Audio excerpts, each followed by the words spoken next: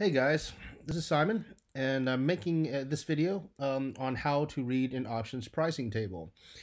It can be a little confusing and a little daunting because there's a lot of information that can be on an options pricing table. So I'm just going to go over some of the basics and some of the things that you actually need to know. There's a lot more to it, and there are things that you don't actually need to know and things that you don't actually need to pay attention to. But I'm going to go over some of the basic stuff, and then I'll make some other videos later on some diving a little bit deeper in. So we're going to look at SPY today, and that is the S&P 500's ETF trust. We ended up the day in the red on the after hours, and so the actual chart portion of it is something that we don't really need to pay attention to at this point. But I did want to start on the chart because we want to get to the pricing table, and the options pricing table is under the trade tab, which is under top left hand side. So right here is the trade tab, and that's where we're going to want to go. So if you click on the trade tab, it'll bring up this page here, and I'm going to close everything out so that way we're basically starting as if you've never actually opened the trade tab. In the top left hand corner there's a box, and you can type in any stock. So I'm going to actually change this to Tesla for now, just to change it, just to show that you can trade whatever. You don't have to go to the chart from the charts to this. You can actually type in whatever stock you want to look up. So let's go back to SPY. So we're back on SPY, and we're going to close these again. So the first one we're going to open up is actually the underlying, and the underlying is actually what stock is the option is under. So if we buy an option for SPY is considered the underlying, and so we can actually see the price, which is the last price. It was at 294 for the day, and we can see the ask and the bid, the net change for the day, which was negative 42 cents, and then the volume, what it opened at, and what the high and the low for the day was. We'll go under the option chain, which is the two down. We'll click on the little arrow, and it'll actually bring up all the options. Now it's a lot of information here. There's a lot of options that you can buy, and this is all on one date. We're actually going to close that date up too. So this is the first screen you should get, and these are the actual dates the options expire. So here we have basically one per month, and this goes from today, which was the actual expiration date of the June 21st options, which we can open up and take a look at. And then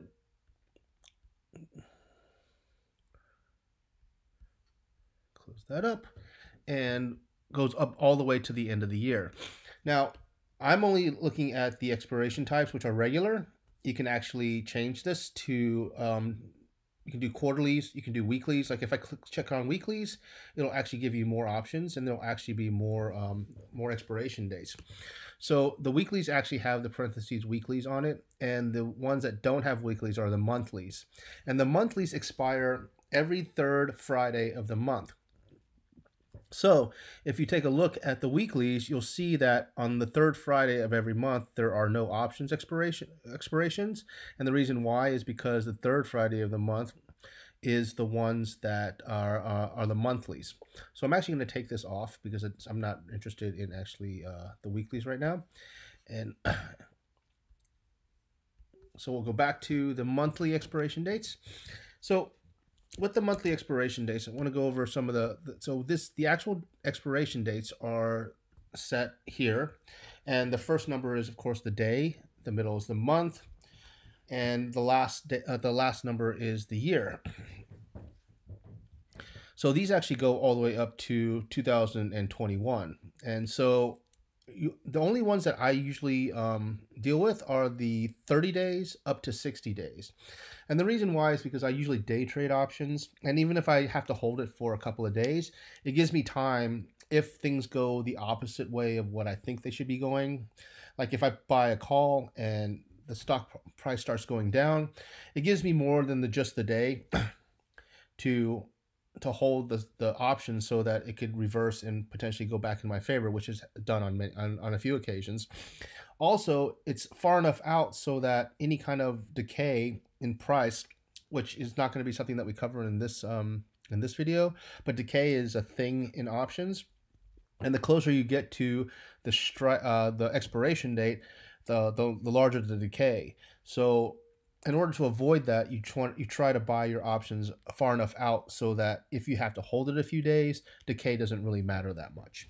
So next to the date, the strike date, the expiration dates are the numbers that are in parentheses. And these parenthesis numbers are how many days until expiration. So for example, today's June 21st, 2019. Let me move that red box. And so there's 0 days to expiration because these have already expired. Below that would be the 28th. So the July 19th options will expire in 28 days. Now the number of days includes every single day of the week. So it includes weekends, includes holidays. So it's not just trading days. So keep that in mind. And then right next to that, the number 100, and those numbers are how many shares of the underlying the option controls. So if you buy a premium, it'll control 100 shares of specifically SPY if we do it this way. But whatever stock you're looking at, your premium will control, your options premium will control 100 shares of whatever that stock is. There are other options which will have less, but for the most part, almost every single one I've ever dealt with has been 100 shares. Now, we're going to go to the July 19th expiration date. We'll go ahead and open that up. So these are all the options that are available for your July the 19th expiration date.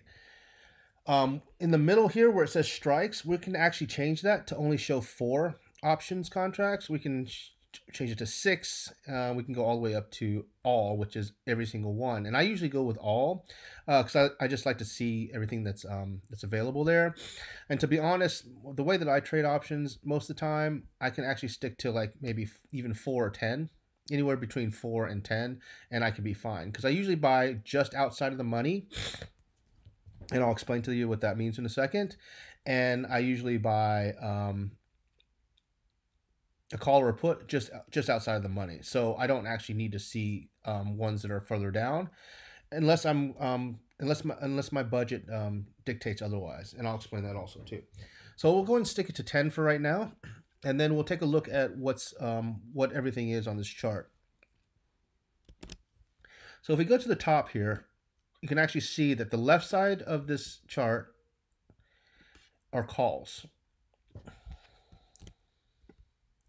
And then on the right side here are the puts.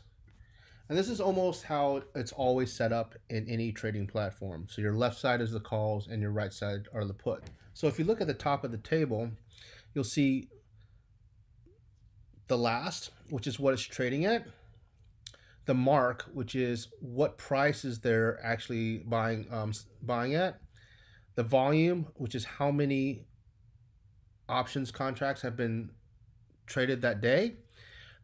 I have also set up the probability of in the money. ITM stands for in the money, which means that if you buy, let's say you buy a call that's in the money already, which is what the purple is, with a strike price of 292 with an expiration date of July the 19th, then your probability of this contract expiring in the money is 53.06%. Then next to that is a delta, and the delta is how much the price goes up, how much the options price go up and or down for every dollar of the underlying that goes up and down. So for example, if SPY goes up $1, then your options contract is worth $55 more, which means that for every single share, which is 100 shares, each one will go up 55 cents, and that's what the delta stands for. And this number changes based off of where the how far you are, whether the stock has gone up and down, and this number will constantly change.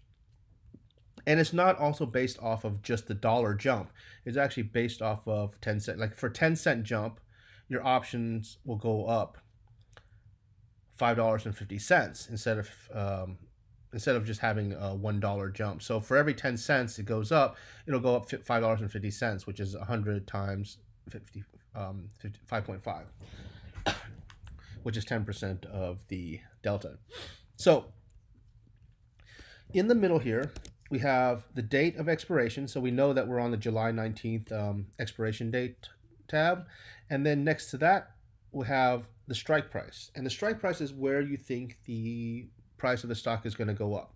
So right now, SPY is trading at 294. So if you think it's going to go up, you'll pick your strike price of 294, 95, 96, and so on and so forth. And if you think it's going to go down, you'll obviously pick a number below the present strike price. But the thing is that if you look at this purple area here and this purple area here, the purple area means that it's in the money. And that means that when you purchase a call, for example, that's trading at 294 and you purchase a call that's in the money, that means that it's already reached the strike price. And basically what you're doing is you're buying it and saying that it's going to continue to stay in this area or go even higher. So I made a video about a week ago on in the money, out of the money, and at the money calls, and did a comparison of how much they cost compared to what the return is. And I'll link to that in the comments below, so that way you can take a look at that if you don't know what those mean. But for now, all you need to know is that the purple means that they're in the money, either whether it's a call or a put. And if it's right at the edge between the purple and the black, that means that it's at the money. And if it's in the black, it means it's out of the money. So next to that actually is the bid, which means that what people are willing to sell the stock for, or the options for, and the ask is what people are willing to buy the options for. So one of the things that helps a lot is this mark, and one of the reasons why it helps is, for example, let's say you wanted to buy a call option with a strike price of 293, and if you click on the 504 for the ask, you'll see that from the bottom of the screen pops up the ability to buy a single option, and you're buying instead of selling, right? Because the green means buy. And I always change this to 1, because I usually only buy one option of SPY expiring July the 19th with a strike price of 293. And this is a call. And you can actually, these are all clickable. All the ones with the little arrows on them are clickable, and you can change. The default is when you click on that is the 504, and it's a limit buy or a limit order, and it's good for the day. Or you can change this to GTC, which is good till canceled. That's what GTC stands for. And you're looking, as far as exchange, you're looking for the best exchange, and you can actually change that to a specific exchange if you want to. Now, when you look at this, you can actually make an adjustment on the price if you wanted to. So it gives you a slider from $5.03 up to $5.04, which is what it opens at. Or you can click the plus or minus to change the price. So if you look at the actual mark, which is what the options are actually selling for right now, it says 502.5, which is $5.02, 2.5 cents. So this is actually kind of between the 504 and the 501. So what this means is that if this pops up as a 504 price, you can actually take this down a cent or two, because that's what these are going for, and you can save yourself a couple cents per share. So even 2 cents, you're saving yourself $2 on the overall cost of the option. So it's always worth looking at this mark information, and that could take right away. Or if it doesn't take right away, it means nobody's buying at that, and you can switch, and you can actually cancel that and go back up to a 203. But I always check the mark and see what that pricing is, and then kind of make my adjustment on the actual price of the option based off of that. I'm going to actually delete that. So if you clicked on the bid, and I want to show you the difference between the ask and the bid. If you click on the bid, you're actually going to be selling a contract. So you'll be selling a SPY call for the 501. And like I said, since it's at 502, I would change this just to 502, just to save yourself a little bit. And always double check and make sure you're how many options contracts you're buying, because it's a huge difference between buying 1 and buying 10. And also, when you're selling, you'll see that it's always going to be on the negative side. Whereas if you're buying,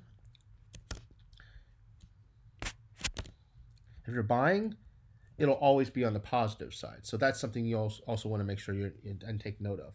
So actually, let me go ahead and do a sample of a purchase.